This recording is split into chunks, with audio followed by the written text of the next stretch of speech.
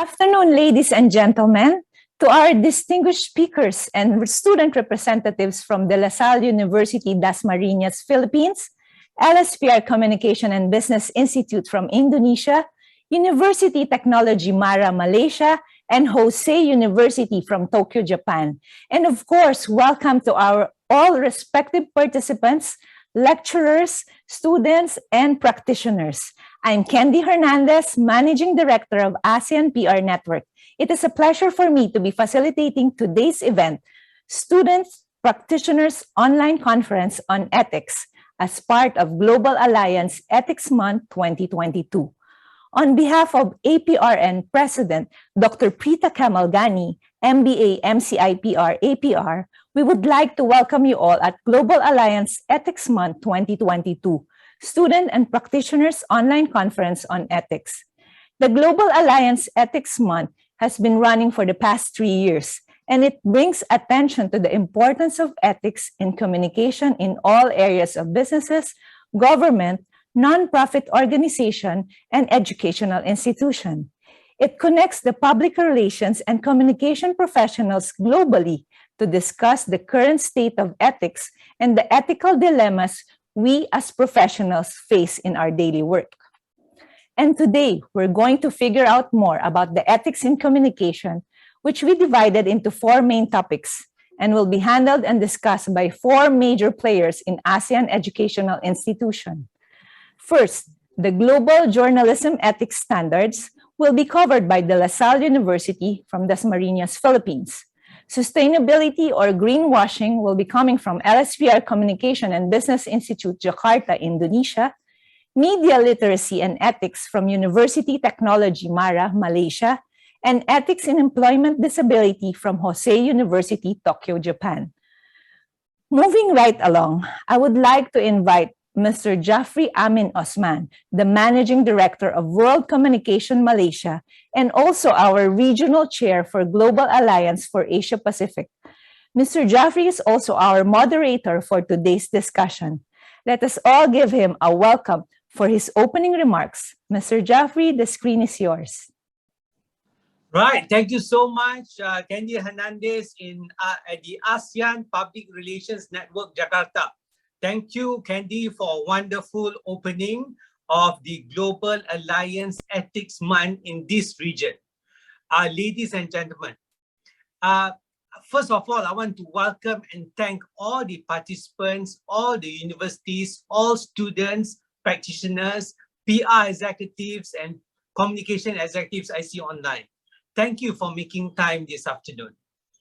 A heartfelt thank you, special thank you, of course, goes to the Global Alliance Asia Pacific members who have been very helpful in organizing this event, ASEAN Public Relations Network, Institute Public Relations Malaysia, and I know Datuk Sri Ibrahim, our president, is online, Ibu Preeta in Jakarta, and especially to the 4 universities taking part this afternoon. First of all, thank you, Dr. Wan Urbani from Institute Technology Mara, Malaysia. Thank you, Pak Nico from London School of Public Relations, Jakarta. Thank you, Professor Marco at De La Salle University. And a heartfelt thank you too to Dr. Sano at Hosei University, Japan. Ladies and gentlemen, it's very important for us to understand the full picture of ethics. And we hope in the next 1.5 hours or so, we will demystify and share more data and information on ethics. At World Communications, for example, for the past 15 years, we've been having this maxim of SQUARE. SQUARE has been the backbone of the agency. For PR practitioners at the agency, they have to be strategic, quick, unique, agile, resourceful, but there will always be the icing of ethics behind all the activity. Why? To stay long-term in business, ethics will play a major part in determining how long we stay in business. Closely following SQUARE, only last week, the Chief Secretary to the Government of Malaysia introduced SWIFT. Now, SWIFT has got a slight spin, and this appeared in the most papers in Malaysia and online news in Malaysia, SWIFT stands for, and this is for all the civil servants in Malaysia, they have to have the speed, they will have to have world-class knowledge, they will have to be inspirational, they have to be flexible, and most importantly, because it is 2022, they have to be technology-based. Now, with all this acronym in play, of course, words such as sustainability, inclusivity, sincerity, truthfulness, integrity, morals, ethics will come into play in the next 1.5 hours and throughout our stay as a PR practitioner, whether we are in institutions of higher learning, at corporates, at civil society groups, this will remain. Ethics will be at the forefront.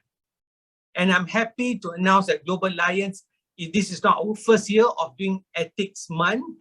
This will be the mainstay at Global Alliance. The recent result by the Edelman Trust Barometer in the year 2022 is very interesting. It says that business is still the only trusted institution. Wow. Businesses are still the only trusted institution. The trust for the media and the government has declined in the year 2022 in Edelman's Trust Barometer. I think all of us can Google and check the information, and it's quite good to understand the relationship between trust, which we're going to touch a bit upon, and ethics. Yeah. What it discovered as well in the Edelman Trust Barometer is media and government are seen as the divisive, number one. Number two, there is mistrust in news by the media. And number three, fake news is at an all-time high. Yeah.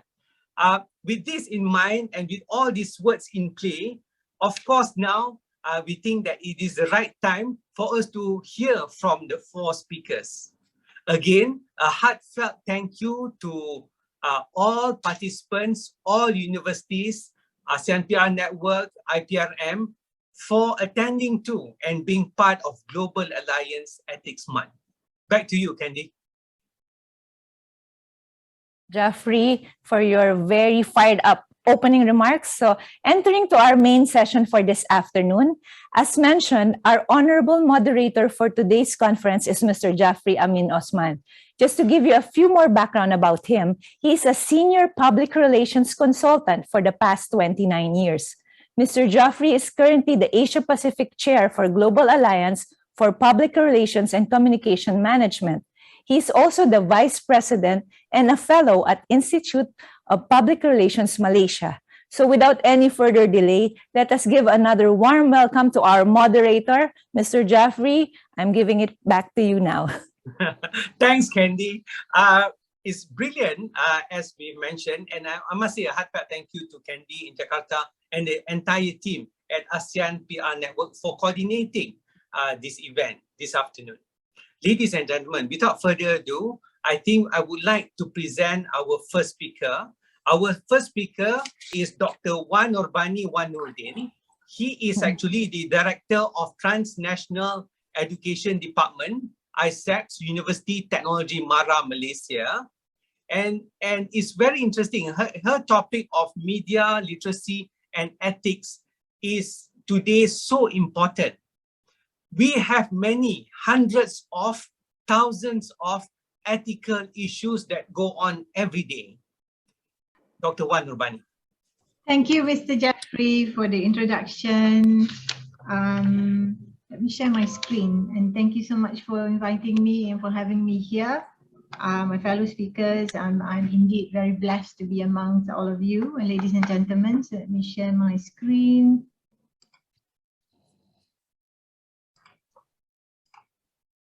Can everyone see my screen? All good? Yeah. All good? All right. Okay, all right. Oops. Okay. So I have 5 minutes. All right. So a little bit about me. I'm actually blessed to be able to do and teach. I'm a full-time director at the of Transnational Education Department in ISEP UiTM. I'm also a senior lecturer in the Faculty of Communication and Media Studies, and I teach public relations courses as well as international communication for the master's students. A little bit, I'm just going to touch a little bit on the introduction, or at least the definition of terms, because just to put everything in context, because I'm just going to highlight a few things, because 5 minutes is not a long time. So when we talk about ethics, we're talking about something that we do, not something that we have. So ethics are values in action. So I want to emphasize on that. When we talk about media literacy, I would like to highlight the 5 questions that the media literacy, the Center for Media Literacy, they actually projected 5 questions in order for you to actually encapsulate what media literacy is all about. So we're talking about asking this question: who created this message? What techniques are used to attract my attention? How might people understand this message differently? What lifestyles, values, and point of view are represented in or omitted from this message? And why was this message sent? So I think that is a very, these 5 questions somehow is very important when we talk about media literacy. So as you know that the world is moving from a pandemic state to an endemic state, and people, I think, have always been guided by the need to carry out various activities in different places, including that of meeting and communicating with other people. And over the past 2 decades, the concept of communication has significantly evolved, giving the introduction of multimedia, digital technologies, which have enabled people to communicate without necessarily being physically present. Recently, virtual mobility or virtual communication played a crucial role in ensuring communication between people in different contexts of social life. It is growing and becoming a part of our lives' necessities. Hence, the need of media literacy and ethics being embedded in this communication process is actually a need right now. What I will share with you is some example that is actually, I think some of you might have, come across, but it is something that's actually has been going on before. So what I want to focus or emphasize is enhanced media literacy can promote ethical behaviors, especially when we talk about using social media to promote good ethical behaviors. Lately, we have a lot of, we have seen a lot of cyberbullying. We have a case a few years back about a girl committing suicide because she, like the netizen, decided that crucial decision for her. And then we have this term called FOMO, fear of missing out, where we want to be in trending. We want to be in everything that's trending. And then we also have the swiping culture where everybody would just swipe if they're not interested. So there's a couple of examples that I would like to highlight is when media literacy, ethics, and technology, when you combine it, you can get something quite good. So the first thing that I'm focusing on is the Choose Beautiful campaign by Dove. I think this was actually many, many years ago. And I always like to share this example with my students because it actually highlights that as a corporation, you can actually use your the power that you have to actually change people's perception. So in this case, the campaign was actually conducted in 5 cities all around the world, in London, Sao Paulo, San Francisco, and New Delhi.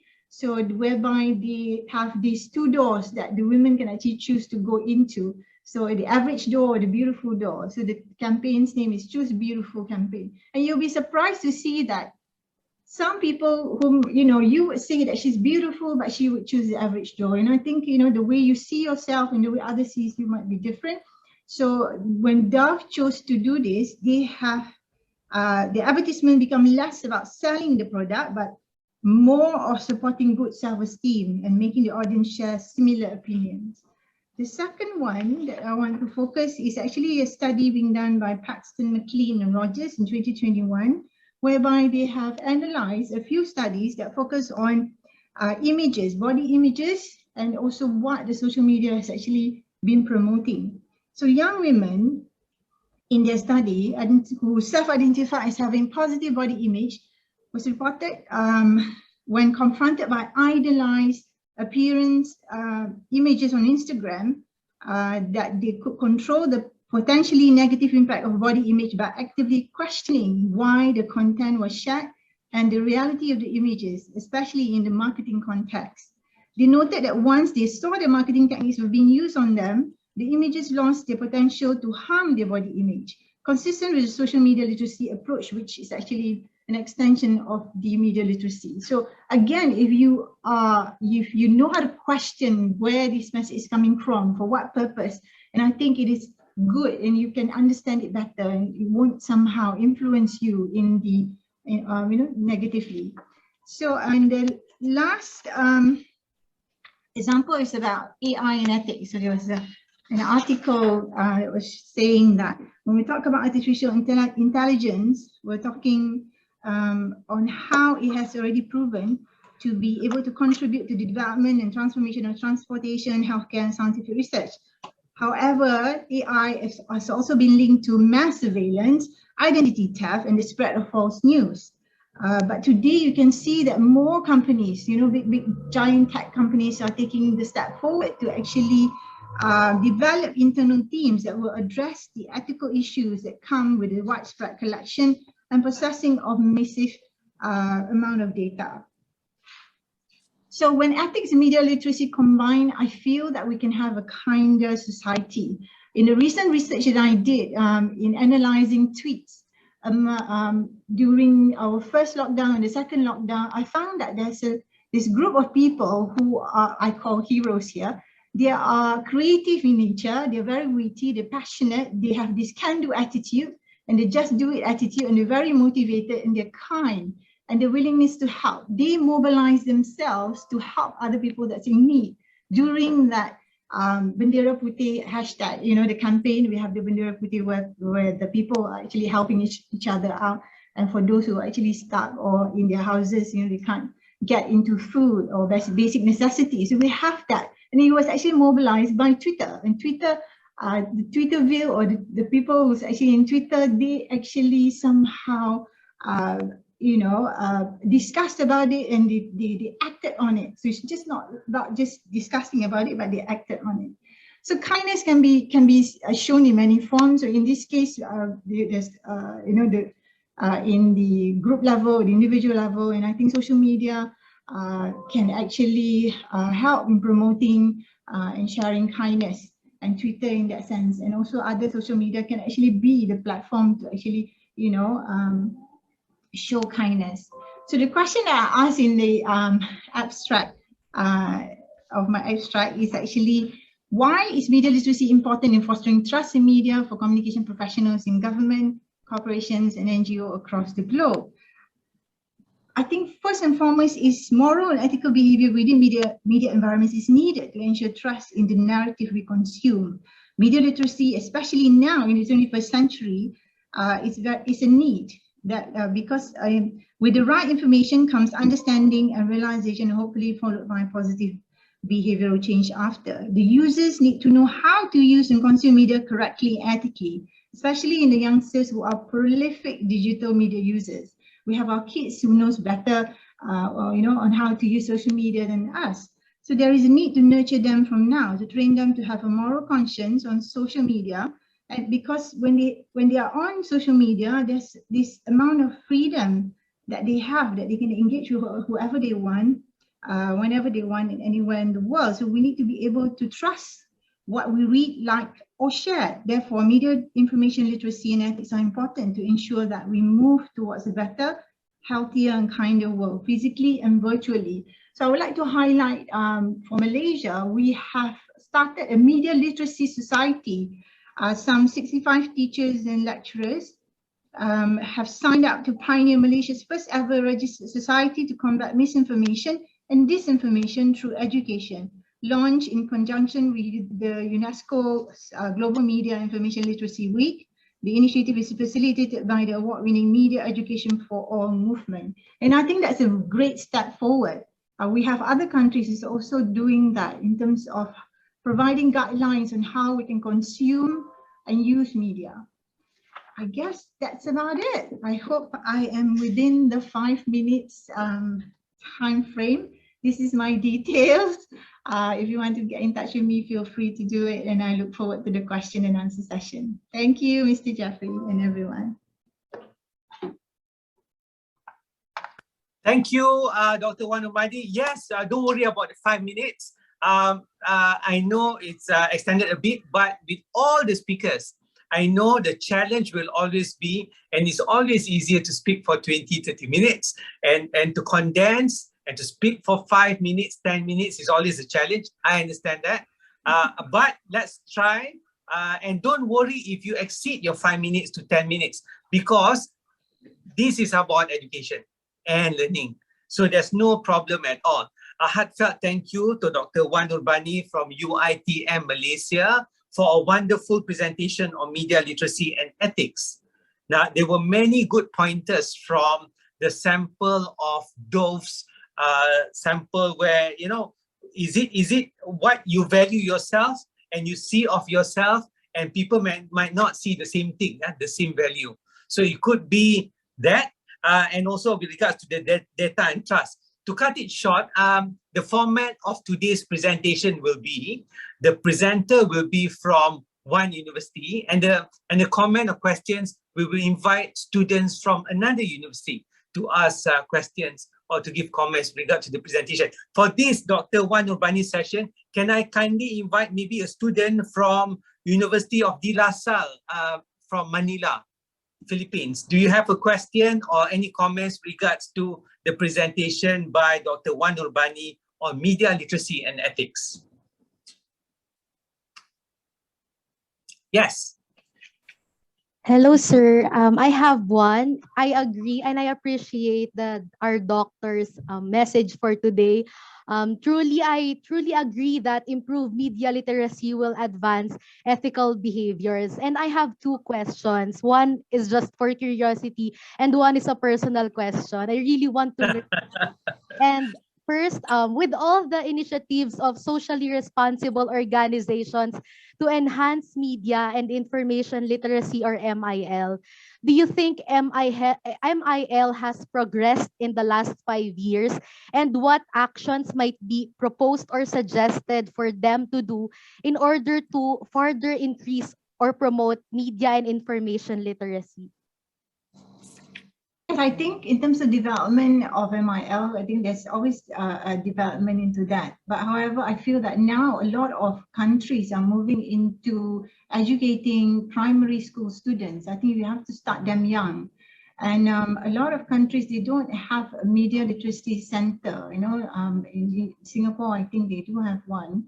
And I think they are incorporating they are working with the NGOs and also the government agencies to actually create some sort of guidelines when it comes to media literacy. And I think with Malaysia, as you can see, that we have this society that we are performing to actually increase that. But I feel it should be embedded in the curriculum as young as primary school, because in the university, we do have some subjects that actually embed all the media literacy topics in there to actually help and guide our media. I mean, for us in the Faculty of Communication Media Studies, so it is, you know, part of our core curriculum. Yes, you know, just to answer your question, yes. And then you have a personal question for me? Yes, ma'am. And also, ma'am, I appreciate you saying that it is important to consume and use media accurately. And in this present times, media occupy a powerful place in all of our lives, especially in the lives of young people like me.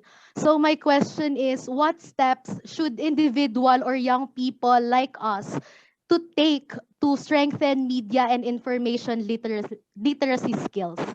Okay. Thank you, For ma'am. one, I think you need to read more on how you can actually find out the right information.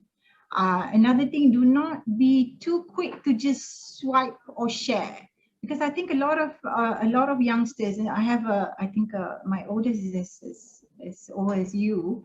So the idea of getting into what's trending and sharing, you know, the information, they're not sure whether it is truthful, whether, you know, what source did it came from. And, you know, I think that you should just stop and think for a while and always source out credible website.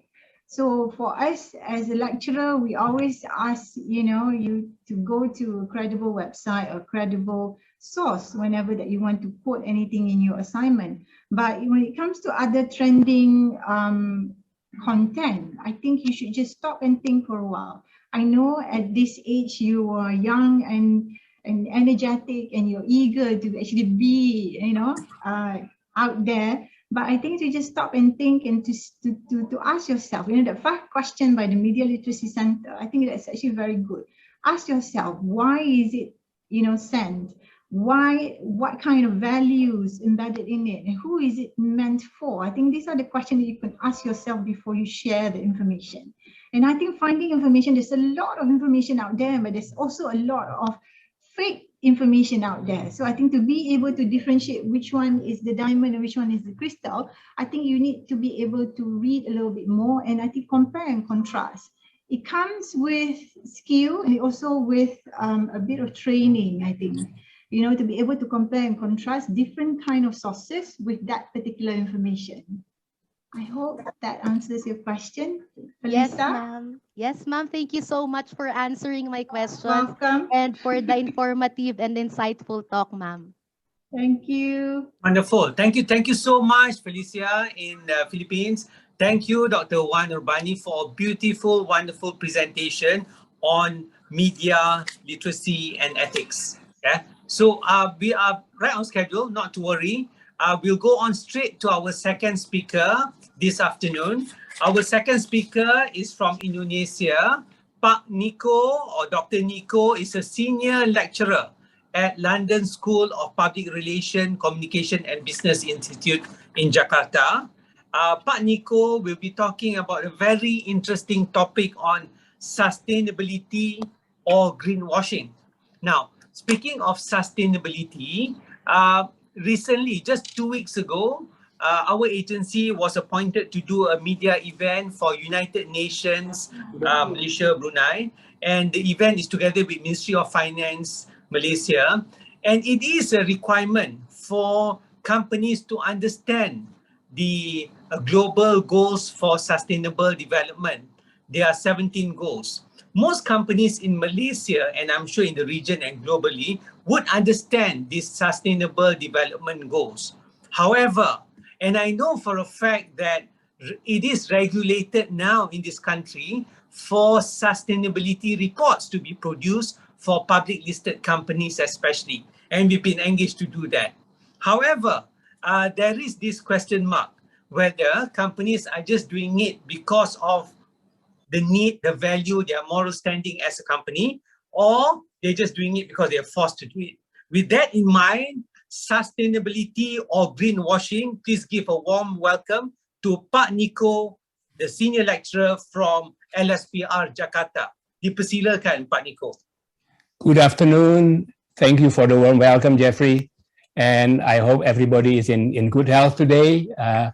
And welcome to all participants, of course.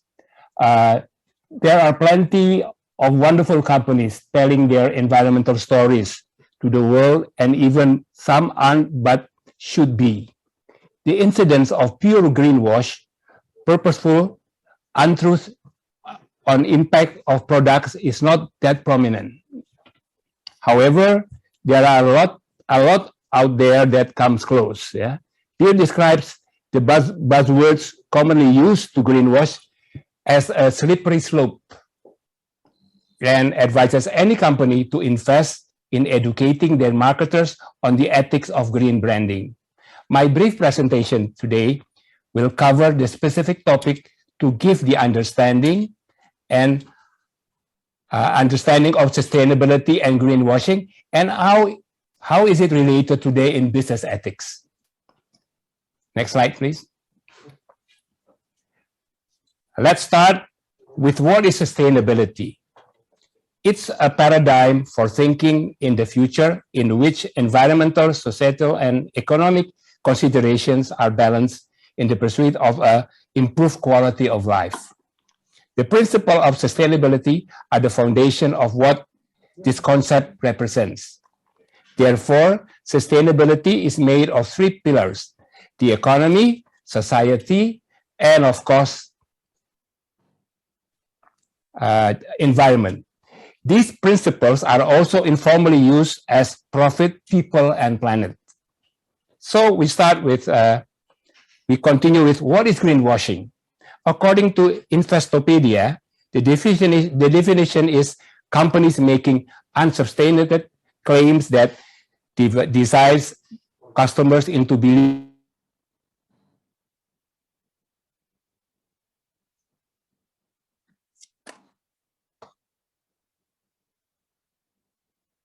positive environmental impact that is true to gain favor or custom. It's the eco version of white lies. It's an attempt to appear more green, more sustainable, ethical, and distract people from everyday reality of what's not being done. A classical example of greenwashing is when automaker Volkswagen admitted to cheating emission tests by lifting various vehicles with a detect device. Yeah? And finally, we come to how is sustainability related to greenwashing. Essentially, it refers to dishonest or deceitful marketing about a company or product's environmental impact. Companies or individuals who greenwash often spend more money on making customers think their practices are sustainable than actually making them so. Greenwashing has overall negative impact on consumers, business, and environment, and comprises of range of ethical values of business. In short, greenwashing is deception tactic, whether intentional or accidental, employed by companies that can cause customers to believe its product, services, or mission are more environmentally impactful than is true. This is just a short, I hope it makes the 5 minutes presentation. Thank you for your attention and have a great day. Keep healthy and stay safe. Thank you, Jeffrey. Thank you. Well done, Pak Nico. Straight to the point. As I mentioned, all over the world, even in Malaysia, sustainability reports go hand in hand today with company corporates' annual reports. Yeah. So to what extent are they telling the truth? Do they do audits on their environmental and sustainability reports? And this is a critical question, not just in this region, but globally. You hit it straight, Pak Nico, when you say, is it just pure ethical deception? Yeah. With that in mind, and with all these question marks, because running an agency for the past 28 years, dealing with various businesses, and businesses, according to Edelman 2022 trust parameter says, people trust business more than media and the government is such an interesting topic. With that in mind, maybe we can get some comments or maybe question from one student. From Japan, maybe from Hosei University. Can we have a volunteer student from Japan? Yes. Yes. Miss Hinata, yeah? Thank you very much for wonderful presentation, and I'm happy to be here. I have a very simple question about greenwashing. How can we stop greenwashing? Can we stop? Okay, wait a minute. I have that already, actually. First of all, what we should do is actually, we need to understand first what is greenwashing. Yeah, we know that greenwashing is related to reputation of a company. Yeah, that's one thing. Every company, and what is their main objective? Is it sustainable or is it sellable? Any brand wants to sell their products. Of course, they want to do their best to get the best reputation, and to do so, they need to go green. And green branding is not greenwashing. Yeah, that's a different part. So what I think the best thing to do is to understand first. We understand what greenwashing is all about. We have to know the company itself. How is its brand? Is it really what they're saying about, or that's what they want people to believe what they are? I think ethically, in many ways, when I've been maybe taking from a very simple theory here from Fritz Harder in his attribution theory. He mentioned here that, from a psychology point of view, that the interpretive process of which people have judgment about the causes of their own behavior and the behavior of others.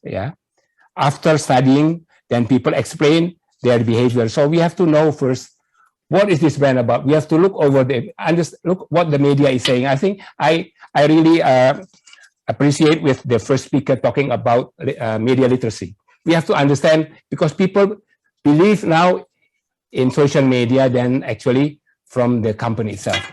Consumers are the one that decide whether it's the right thing. So we need to educate. Education is very important. How to educate the marketers of the company and also to educate the customers. This is what is greenwashing. This is not greenwashing. So I think education is very important. I agree also with Jeffrey was saying about we need to educate. Maybe around the world, people are now starting to understand what greenwashing is about. It's very unethical, actually. There are many examples, actually, but I gave one example which is documented as the most documented maybe greenwashing until today is Volkswagen. But we know other brands also in the fashion, in the products, and in consumer goods. There are so many greenwashing practices. And this is something that we need to understand. I hope that will answer your question. Thank you very much. I agree. I also agree that education is important. Yes. Thank you. Thank you. Thank you, Ms. Hinata from Japan, and thank you, Pak Niko in Jakarta. That was a very short, sharp, and shocking explanation of sustainability or greenwashing. And this is an international issue, international topic, and question that we must always ask. Are we doing the right brand audit, as Pak Niko mentioned, for us to understand better? There's one question here, Pak Niko, from Miss Amelia. Can I just call upon Miss Amelia if you have a question? Thank you, Pak Jeffrey. Hello, Pak Niko. I'm from Indonesia. Hello, Emil. How are you? My question is, how corporate or company avoid greenwashing and create valuable brand for the company or corporate? Maybe I can answer it from a communication point of view. As we know that the important thing for a company is to be true to your brand, because social impact isn't separate from your brand. First of all, tell the truth. This is your brand. How are you? Because normally what we see from the greenwashing, from what my research, most of them, they are going to do it, but they're not doing it yet. So this is the important part. We have to tell the truth. What are we doing? Be honest, because greenwashing is dishonest. That means we need to be honest with our brand. If we are not doing it yet, we are going to do it. Tell them that. So at this meantime, maybe we are still preparing for the sustainability. Maybe it's written in the sustainability report, of course. But is it done already, or it's going to be done? So many companies are prepared. I give you an example. Just recently, I had a discussion with one university, Surrey University in the UK. They were talking about Adidas. Adidas had a plan to develop really a green brand, but it could not work until 2023, according to them. So they have a plan. This is already something that is actually something that we have to appreciate, right? They have a plan, but it takes time. Maybe it could change again in 2023. So I think what the most thing to do is to tell the truth. We have to be very honest with our brand, because we are not talking about just selling it, but we have to do something sustainable. That's why I in my presentation, I mentioned also, is it sustainable or is it sellable? If you want to just to sell it, of course, you don't need to talk much about sustainability, even though people today, the customers, the consumers are looking for green brands, and we know that. But how do you express it, or how do you communicate it to the public? Are you really only doing, is this just a message, or it's really been done? Maybe that will answer your question. Thank you very much for the question. Very great question. Thank you. Thank you so much, Pak Nico. Thank you for the beautiful question as well. Is it profit, people, or planet? If you keep faking it too long, the consumers, the stakeholders will discover. Yes. So tell the truth. And if you're not sure whether that company is telling the truth, let's do some audit. So Jeffrey, Yes. sorry, one of my students from Hosei University also have one question. Is it okay? Sure. Yes, a quick one, no problem. Okay, Mikako, yes, please. Please. Thank you. Nice to meet you. I'm Mikako Takeuchi from Hosei University. Sure. Okay. Thank you. Thank you for your wonderful presentation. I'm nervous because this is my first meeting like this. No problem. I'd like to ask you a question. In Japan, many people choose whether or not a company is famous for job hunting. So what do you do to extend this concept primarily to college students? Because in Japan, almost college students find a job after graduation. So I want to know the way to extend this concept to college students. Well, I think relating, this is more on job seekers, right? Am I right? Yeah. Job seekers, young people in Japan, they have difficulties in getting jobs. Is that right? Am I correct? Yeah, Japanese students choose whether or not a company is famous or not. Okay. Yes, but I think it is important that the company has values, Green yeah, first. have standards and have Yes. environmental standards, sustainability standards. Yes. They're not just a greenwashing company.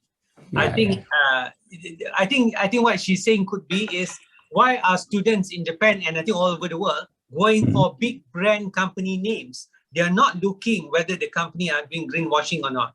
Pak Nico. I think, it goes back to, as I mentioned earlier, sometimes we are seeking not only for, maybe some of the young generation today are talking a lot about sustainability. Yeah. But some maybe are seeking for, I give you an example. In Indonesia itself, I have a son, and my son, when he graduated from university, he only wanted to pick the best 5 companies. At that time, it was because he's from the technical engineering, he wanted Ernst & Young, those kind of, Ernst & Young, Price Waterhouse. So that's a choice. And that's about reputation. They know the reputation of this company.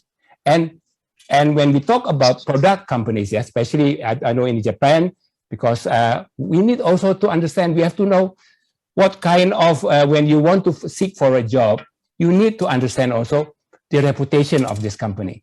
And when we have to also understand greenwash. Are we working for a company that appreciates eco? We call it now eco, the eco green.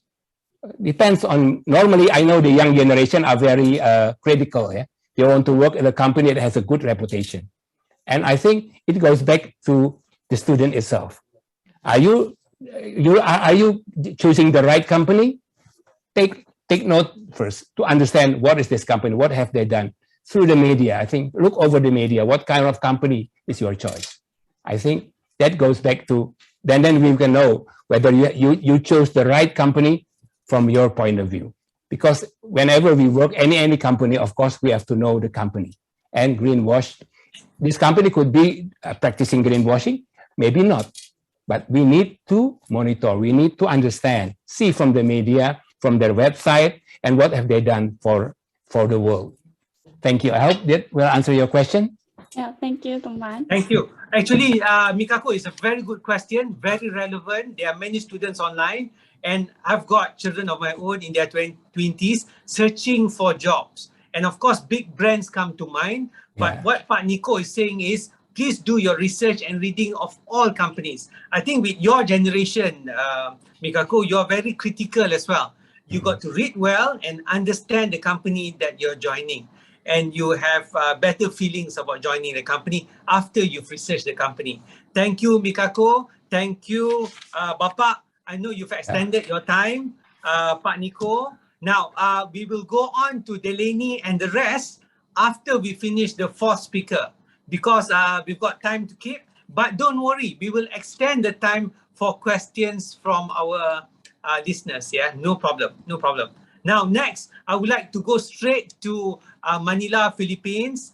Online is Professor Marco. He is the Associate Professor at the Communication and Journalism Department, and he's also a Director for University Advancement at De La Salle University, Philippines.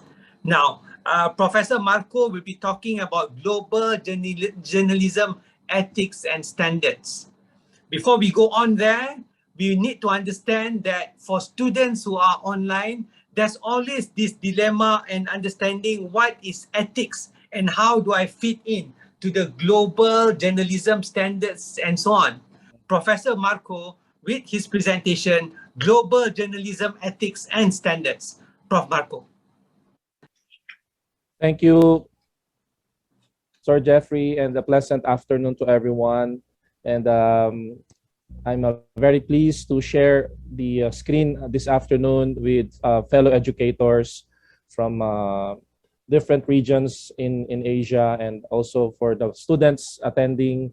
I hope that you will learn from our sharing, but we also look forward to learning from your perspectives. My topic is on global media and global journalism, ethics and standards. Now, I pose a question here is in terms of, is it convergence or diversity? Because we know we have been living in a globalized world. There's a lot of coming together of many things going around us, but there's also the clamor to respect individuality and also of diversity. So my presentation today will cover the following areas. I have 6 points.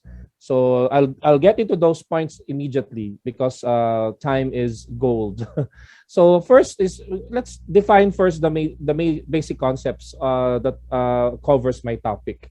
So what is global journalism? When we talk about global journalism, it's a new kind, not so new in the sense that, well, it's a kind of journalistic practice that encompasses a global outlook. And this is where you have reporters, journalists showcasing and reporting about issues that are happening that concerns multiple areas, or it's called transnational. So a very good example, of course, is climate change, or climate emergency, whichever you want to call it. Such reports and such stories focuses on issues that affects all of us. You also have the United Nations Sustainable Development Goals, and actually each SDG talks about a global issue that concerns all of us. So when media organizations highlight and report these issues, that is global journalism. Then when we talk about codes of ethics in media, these are essential instruments for how media can regulate its practice. When you talk about this, it's in the context of the individual journalists and also of media organizations. It's a fundamental point of reference that guides journalists in their role, their rights and responsibilities, and how they can best perform their job.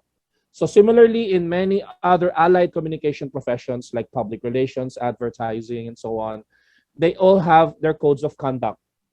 Journalists have their own as well. It's also a way in which it can help them best represent themselves and versus a certain set of standards. For media owners or those who own media organizations, having a set of standards will also protect them from legal action and from critics. From us, the readers, the audience, it also helps us understand the importance of journalists must practice accuracy, truthfulness, fairness, honesty, and reliability. So it's in a way also serving the interest of the readers, the viewers, the audiences. Next is that we have seen the evolution of journalistic practice, from the newspapers of yesterday to now to new media, to social media. Media consumption continues to rise but has become more diversified. Jeffrey talked about the Edelman Trust Rating barometer. And here in the chart that you see here, the global media consumption, you see here that there's an increasing diversity of the media platforms that we as consumers use on a day-to-day basis. We also know that there's now the phenomena and the practice of what is called mojo, or mobile journalism. You have journalists covering different stories around the world just using their mobile phone and an internet connection. That is enough. They can take pictures, they can do video, they can do a stand-upper, and they can cover and interview different sources just with the use of their mobile phone and an internet connection. So that is mojo. Now we talk about how media is evolving and will evolve in a society 5.0 that is envisioned to be happening already. In society 4.0, you see here that the economies of scale talks about liberation, which has a focus on efficiency. In society 5.0, you have problem solving and value creation. Then you have uniformity. In 4.0, moving towards diversity. Then in 4.0, you have the concentration of practices from liberation from disparity. Here in 5.0 society, you have decentralization. From being vulnerable, we want to be liberated from such anxiety. You now hear the buzzword resiliency, or being resilient, a society where people can live and pursue challenges in a safe and secure way.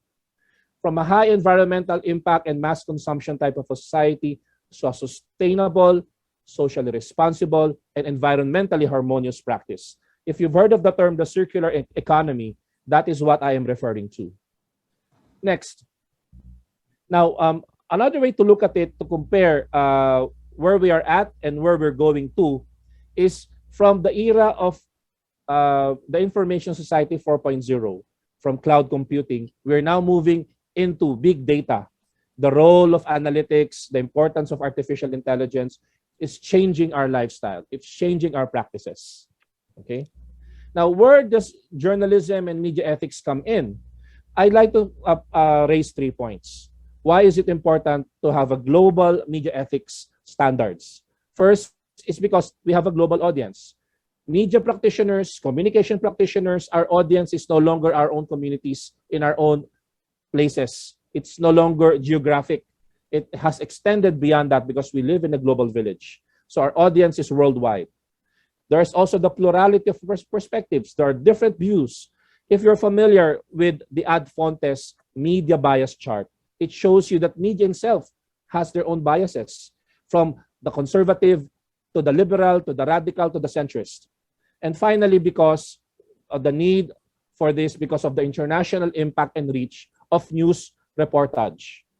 Whenever news about a certain place is shared, reported in media, in one way or another, it will affect us. It will concern us. For example, in the Philippines, because we have a diaspora of 10 million people living in many countries around the world, we're always concerned if something happens in a conflict zone somewhere in Europe, or a disaster happening in Latin America, or a tragedy happening in Africa, because we know that there are Filipinos there. So we are concerned about what's happening to our fellow Filipinos in that part of the world. Likewise, it happens to all of us when it happens that there's a story happening in other parts of the world, whether good or bad. We are concerned, are there citizens of our own country that may be affected by this incident? Now, what are some the elements and examples of global journalism and media ethics? I'd like to propose 3 points here. First is the conceptual. There's a need to redefine the role and aims of journalism.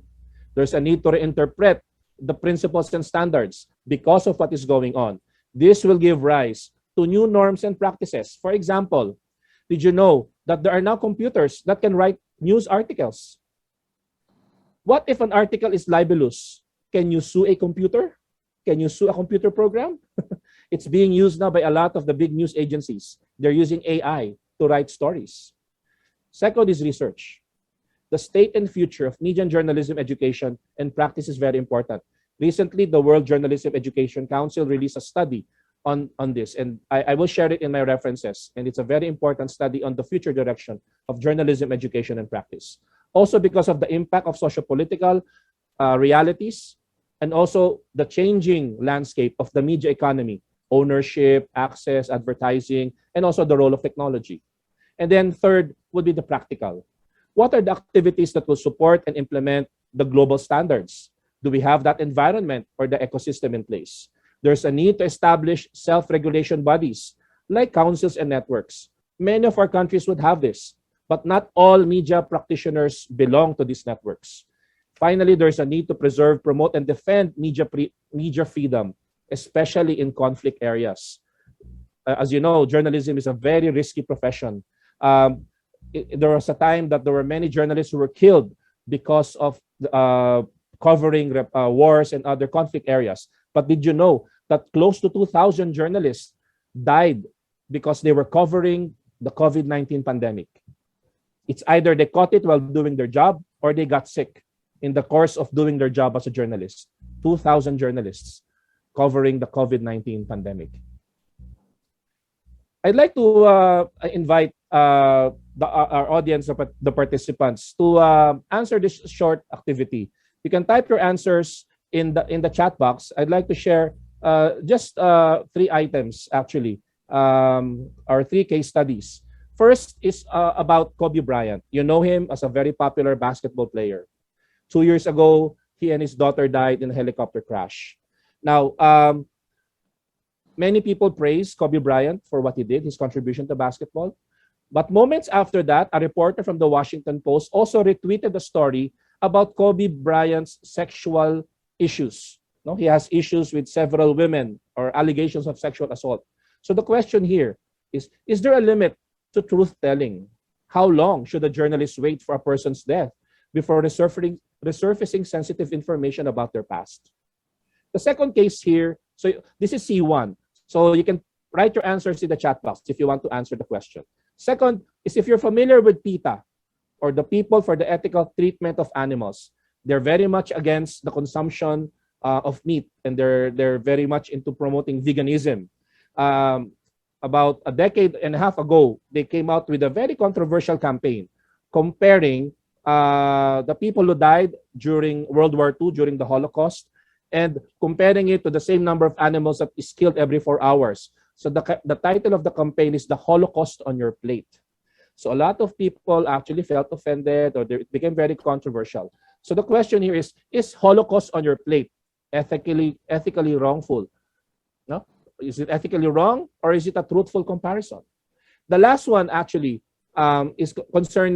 concerns a person by the name of John Mark Carr. He was accused and eventually convicted of killing John Benet Ramsey here.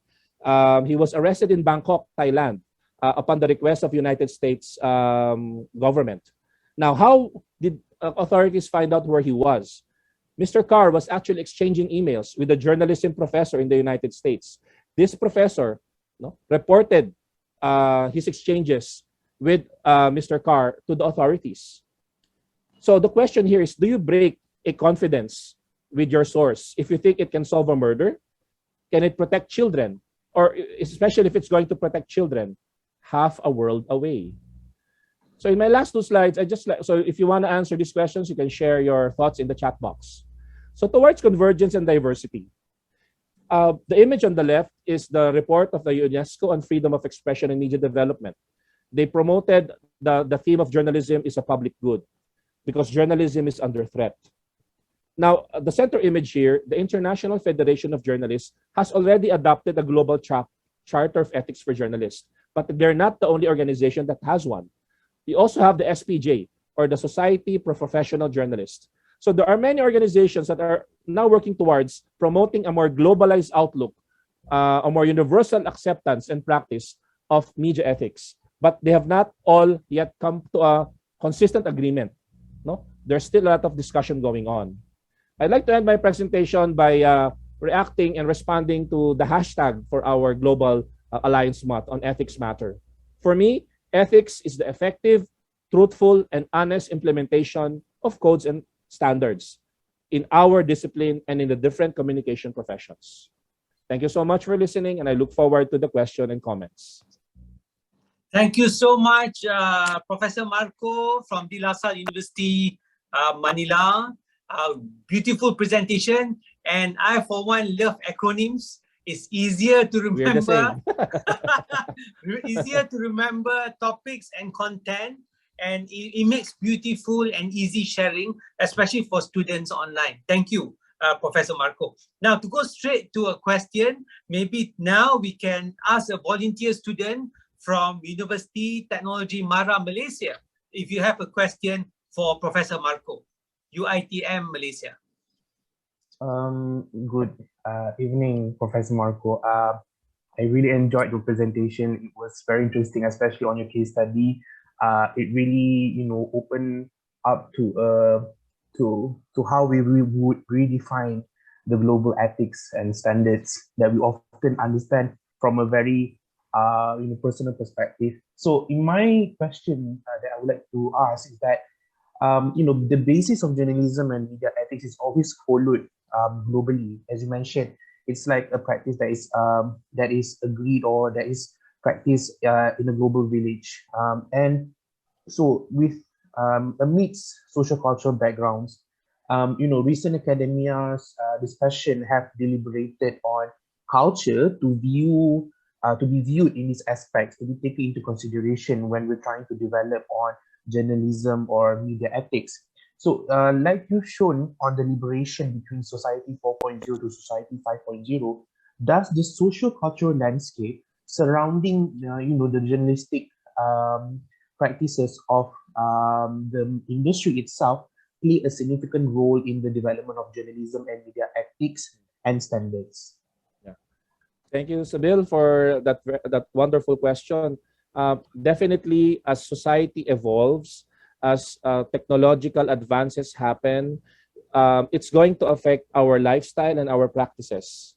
That is why the technology will have a big factor in terms of affecting the practice of journalism. For example, before there were mobile phones, journalists had to talk to people face to face. You have to interview people, and if you talk to them and you tell them something, and then they'll tell you, okay, can you not publish this, or can you just keep this off the record? Before, that was something that was respected by journalists and also by sources. But now it's very difficult to say something is off the record. There are so many surveillance technologies available right now, not just for journalists, but for anyone, for the government, for state forces, for individuals. And because of the surveillance technologies, the manner in which information is gathered has changed and has shifted. So there are a lot of ethical questions now that arises because of that. Should sources or should the public be informed that they're being recorded, that their actions may be published somewhere somehow? Should there be informed consent before somebody's picture, somebody's image or actions is publicized? There are a lot of reality shows that are popping up in social media. You will see here people doing social experiments. Many people are not aware that they're being filmed and recorded. It raises a lot of ethical issues there, because you're revealing people's behavior in a public sphere. And with people who are not aware that their actions are being recorded, it raises a lot of ethical issues and dilemmas. And this is made possible because there's technology that allows us to record activities in different ways. So I hope I answered your question, Sabil.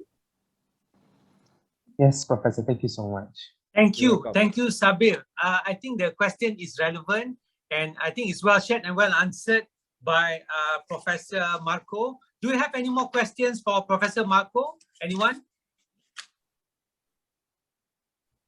Okay. I don't see any hands there. We will come back. There's one. There is one here from Kiranjit, situational ethics. Yes, Prof. Kiranjit. Is it? Yeah. Situational ethics is often used as an excuse to breach golden global standards. Well, it's more of a comment, I think, but I don't know. Yeah, it was more of a comment, but I do have a question actually, Marco. And my question is, it's always good to have these golden global standards, but situational ethics always intervenes. And how much do you think does it really allow for a golden global ethical framework? Thank you for the question. I think what matters here would be there should be recognition of diversity of cultures, of countries and societies. But at the same time, there are universal principles and practices that we can adopt. The best example would be the Universal Declaration of Human Rights. If we all agree that human rights are universal, why cannot we agree also that there are ethical standards that can be universally adopted and accepted? I'm sure we also have to take into consideration the cultural and contextual scenarios and differences. That is a given already. But as a media organization and as a media practitioner, they must be aware that because I go back to my presentation, the premise now is that your audience is now global. It is no longer just your community. You have to take that into account.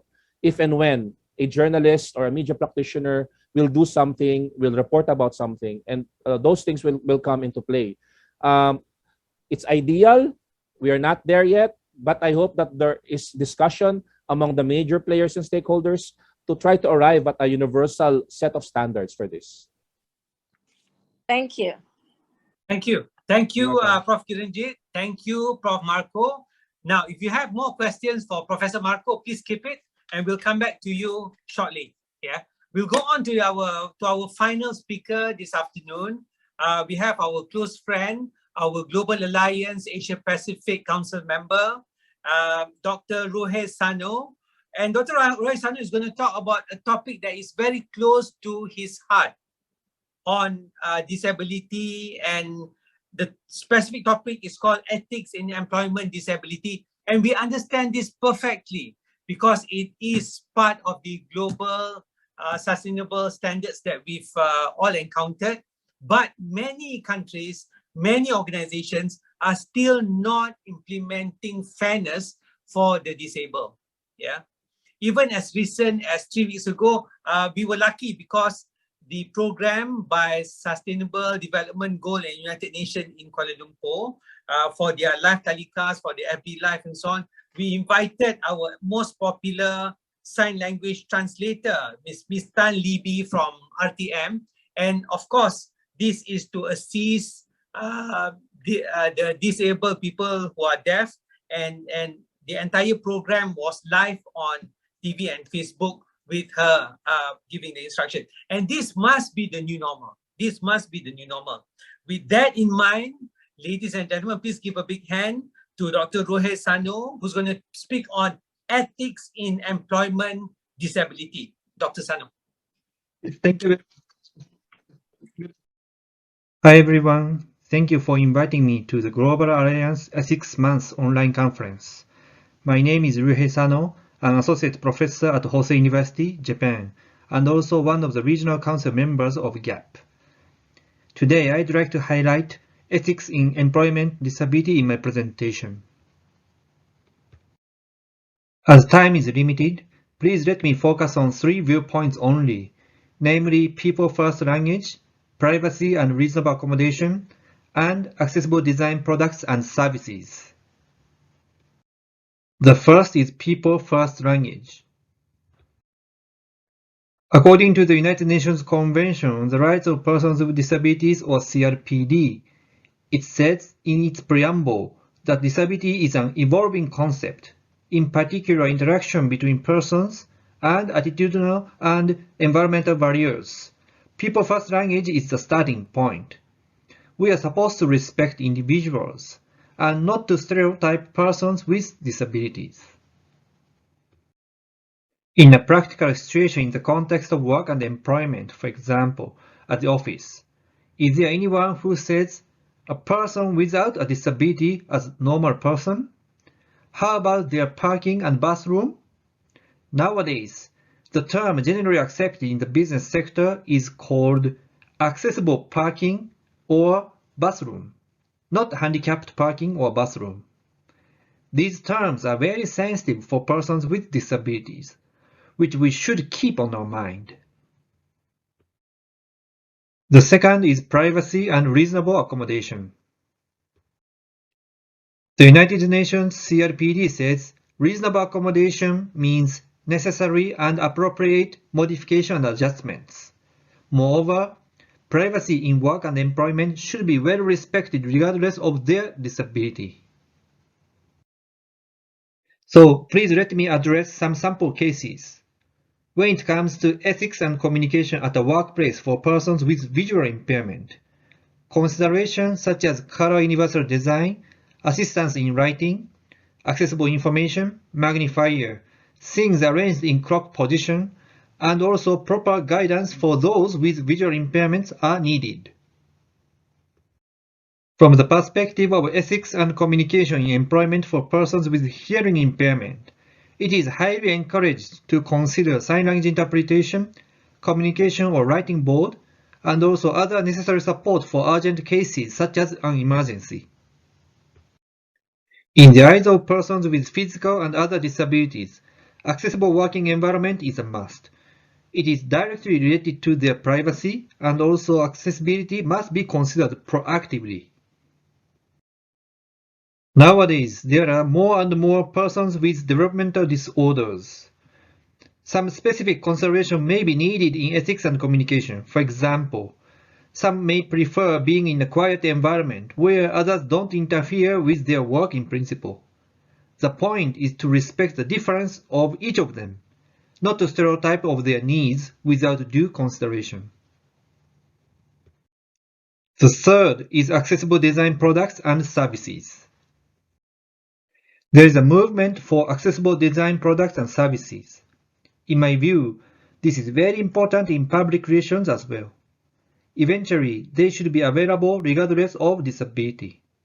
In a workplace, if accessible design products and services become more available, anyone with and without a disability can jump into the business sector as an employee, employer, consumer, supplier, or in any position. In conclusion, my presentation focused on 3 viewpoints. The proposed 3 viewpoints are interrelated, interdependent, and indivisible. In promoting the ethics in employment disability, we are all requested to continue our learning in a disability-inclusive manner. Thank you very much for your attention. Thank you, Dr. Sano. A brilliant presentation, straight to the point. And I think it is global in nature because all of us, wherever we go in our daily lives, at our events, at our PR functions, at our organization, we are in need, or sometimes we are ignorant of the need, of the real needs of disabled people. And here comes the respect for inclusivity. Inclusivity, yes, but we need to respect the needs of inclusivity. Now, I will go straight to a possible... Sorry. Yes, Dr. Sano. I wanted to say something before the presentation, but anyhow, the one point that I'd like to emphasize is that disability is not an object. It can be our subject anytime in our life. Yes. So therefore, we all have to think about anything from the disability perspective in a sense, because disability is a cross-cutting issue. So in any case, disability could be linked with whatever we do in our life. So given that, so this time I recorded my presentation in video, considering that there might be someone who may need some communication support, like captioning or subtitle. Yes. So it's not if there is a person or not, but always we need to have kind of consideration. That's what I would like to emphasize. Yes, and we really appreciate that. And I must totally agree. Only with we must understand the full scenario of everyone that is functioning today to understand and really appreciate the global circumstances. With us online, I would just kindly request now a student from London School of PR, Jakarta, to ask a question to Dr. Sano, London School of PR. Good afternoon, Dr. Sano. So actually, I have a questions. So what are the best way to educate people in the workplace to treat people with disability equally? Should it be started with the company regulations or governments and NGO should create awareness to it? Thank you. Okay, thank you very much, Hitomi-san, for your question. So then first one. So in my opinion, the best way is anyway to spend some time with persons with disabilities in any way, in any situation. Because having experience first, and then we can get some knowledge. It's true that it's important for us to read books or learn something from lectures, for example, it's important. But at the same time, experience could let you know so many different things, in particular, the perspective of persons with disabilities. And the second question, in case of companies nowadays, the accountability is a must. So the internet is also one. So any information which is available, please try to seek information from the company or anyone. But at the same time, another point that it could be important is to ask the staff or persons, the customers or whoever, about the disability perspective at the company. So both reading and also in practice would be very important to know what is really happening at that company. That's my opinion. Thank you. Very good answer, Dr. Sano. Do we have any more questions to Dr. Sano with his topic ethics in employment disability? Any more questions? Anyone online? Okay, I don't see any. Am I missing anyone? No? Okay, we have gone through 4 spectacular presentations. A big hand to all 4 presenters. Thank you so much. Thank you so much for making time. You're not off the hook yet. You need to stay on. Now, for the final time, I would like to invite now for any questions from anyone online to any of the 4 speakers or to myself or to anyone from the other places in Jakarta, KL. We've got GAP members online as well from the Asia Pacific, from New Zealand, Fiona, and we have to Japan and Korea and so on. If you have any questions, Eta, I see Eta there. Yeah, everyone. I am Ethel, PR practitioner from Indonesia. I'm sorry I cannot show you my picture, so there is only background there. Actually, I would like to deliver this question to all of us here. So as we previously talked about the code of conduct and ethics of journalism, where there are many differences of code of conduct, maybe in different countries, different media, they have their own code of conduct and ethics, as Professor Marco previously explained to us. I would like to ask you all here, how do you usually approach the journalists in your country so that we, as a PR practitioner or future PR practitioner, can deliver our story or our client's story to the journalists and increase the pickup rates without violating the ethics or code of conduct of journalism of your country. For example, I am a PR practitioner from Indonesia, and there are times that we would like to share our story or our client's story to the media or journalists from other countries, let's say maybe from Singapore, Philippines, Thailand, and other countries. Sometimes this different code of conduct and ethics can be quite a challenge. So for our story to be able to, for we to be able to share our story and for the media can pick up our story. So I just want us to share here, how do you usually practice this? Maintain relationship with the media in your country so that we can get an insight that we can maybe consider once you would like to maybe build a networking with the media from outside of Indonesia. Thank you. Thank you, Ita. Good question. And as you know, all of us are journalists, Ita. Everyone in our agency, even students at universities, they are all journalists themselves. As Prof. Marco mentioned, it is borderless, it is global. But your point is quite specific, whereby what if an Indonesia media organization would like to share news or send news also to Philippines, for example? Yes, for example, Prof. Marco, do you have any points to the question? Thanks. Yeah, thank you for the question. It really shows that because we now live in a global village, stories that will come from PR must also have impact beyond our shores. So the way we craft the stories that we will tell and share to media must be of interest also to their audience, to their readers. There's no one-size-fits-all strategy for that, but we need to understand the landscape of our intended media partners that we want to contact. For example, here in the ASEAN region, there's a lot of possibility for any company to conduct PR on an ASEAN, on a regional level, provided that, of course, the stories that we are releasing, we are creating, will have impact, will benefit the public good or the common good across the region, So the way I do it and the way I do it in practice and when I discuss this with my students is empathy. The keyword there, I think, is empathy. To put yourselves in the shoes of your target media partner.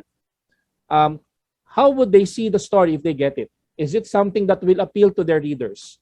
Is it something that they will appreciate and consider publishing because, oh, this kind of a story will appeal to our readers? And a secret to that is that something that we will borrow from journalism practice, and that is the story must have human interest. It must touch the heart.